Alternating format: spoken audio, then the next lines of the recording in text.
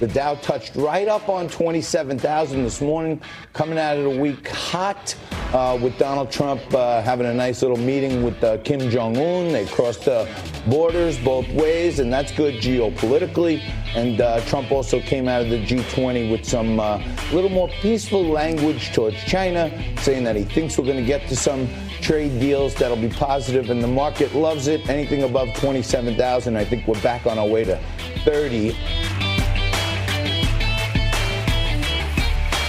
Hey, welcome back to this Money Monday edition of Liquid Lunch on Newsmax TV. I'm John Tobacco. We're coming to you from the Newsmax headquarters in Midtown Manhattan. On Money Mondays, we're looking at the market. We're talking about money and all things money all day long. It's Money Monday. No, it's not Woman Wednesday. It's Money Monday. And we have a significant amount of men on today's show. But Jen Kearns will be joining us a little later on to talk about the Democratic field and recap the primary from last week. But before getting to our next guest, Tom Coughlin, let's go down to the New York Stock Exchange. The Dow is down 160. Bitcoin is down 150. But both the Dow and Bitcoin are holding the 27,000 and the 10,000, which is some serious support levels. So I think we're in good shape. We'll keep our eye on this Saudi Arabia situation that's roiling the markets just a little bit. But joining me now, he's back again. It's Tom Coughlin. He's the CEO of BCB Bank, great friend of the show. Tom, thanks for joining us again on Liquid Lunch. And so, Tom, everyone thinks that, you know, I'm always Trump, Trump, Trump. Right. You know, I got my Trump pen and all that stuff. But sometimes when I think he's wrong, you know, I call it out.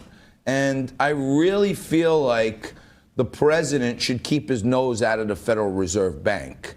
And he keeps beating on Chairman Powell that he wants lower rates, that the ECB and other European banks are in negative rates and we're charging positive rates. And he wants more stimulus from the Fed. I think the president should keep his hands off the Fed. That's what it was set up for, to be an independent, non-governmental agency. But do we need another rate cut right now, in your view? In economic view, no, I think we're sufficient right now. There's plenty of loans, liquidity in the market, which turns out that we're reinvesting that liquidity in the banking system back into loans, back into construction, and all that other good stuff that banks do. So you think that we're stabilized here? The bank's doing well. I don't know if you noticed, but the last time you were on, the stock was also doing well after you came on. So people took notice of what a great job you guys are doing. But do lower interest rates incentivize people to come and borrow more money? Is that good for you or bad? I know the spreads compress, but is there more volume? So a rate cut would incentivize the economy as macroly. For a regional bank like ourselves, it's status quo. We give loans and offer savings rates on the basic economic supply and demand. So if we need to give out loans, we lower the interest rate. If we don't want to give out loans, we higher the interest rate. Same way on the retail end. You know, we want money to come into the banking system, we raise the rates. If we don't, we lower the rates.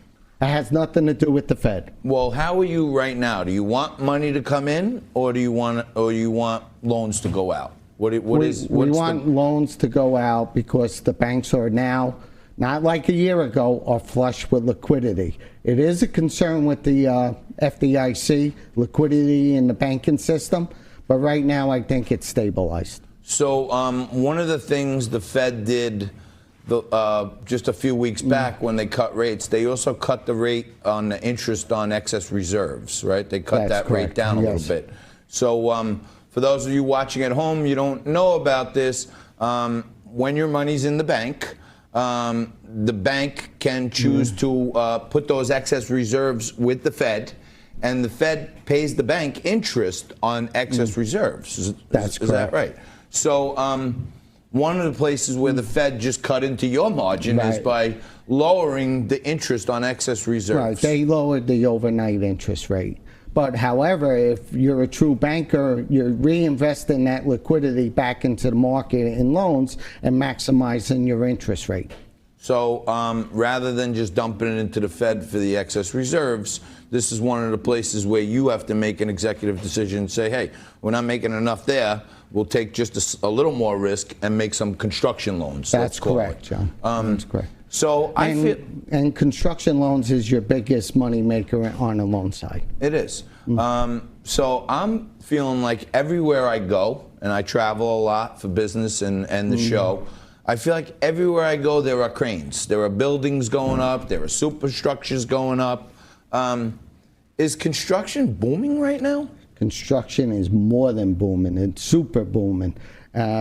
However, if you look 18 months down the road, now you got a saturation problem. You got to make sure that the office space or the residential space that just went up in construction loans gets fulfilled in rents. So what you're saying is the construction, I guess, is good, right? That's good for the overall economy. People are working, manufacturers are making more products, you're lending money, which makes Tom happy, and BCB shareholders happy because interest rates are higher on construction loans. Interest rates are higher on construction loans. Why is that? There's a little more risk in the construction? There's a lot more risk because of the saturation after the construction is done. The building has to stabilize. They have to get the people in to pay the rents to pay off the loan. So, so one of the things you think we should be looking out for, 12 to 18 months down the line is all these great loans you did, built all these beautiful buildings. Now, who's going to buy them? Right. Right. And who's going to fill them with rental income? Are they going to rent them? Are they going to sell them? But on the buying side, on the home buying side, with rates down a little bit, are you seeing any uptick at all in residential mortgages, home mortgages? Residential loan mortgages are now booming. You're getting a rate of 3.5, 3.75 for a residential mortgage for 30-year paper. People are looking to buy homes with those rates. So John Q. Public comes down to a BCB branch, and for those of you who don't know, there are 31 BCB bank branches around the New Jersey and a couple in New York. Three in New York. Three in New York now. So they are an expanding enterprise. But John Q. Public goes and walks into one of your banks down there on Newdorp Lane in Staten Island and says, hey, I got a 700 credit score. I'm looking to buy this house. How long, someone with a good credit score and a 20% down payment, how long does it take BCB to figure out if they want to underwrite that mortgage? Underwriting.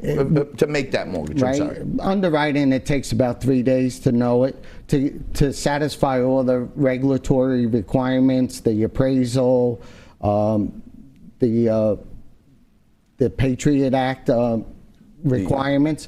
It takes about 3 to 4 weeks. So the anti-money laundering, the know your customer, the GACTA, the FACTA, all this other stuff, you got to make sure it's good money, they're a good person, they're not on a terror watch list and all this other stuff. That's correct, John. But going back to the construction, because these two are tied together, right? When you see a lot of construction, then you're going to see the refinances into traditional commercial mortgages for rentals or residential mortgages.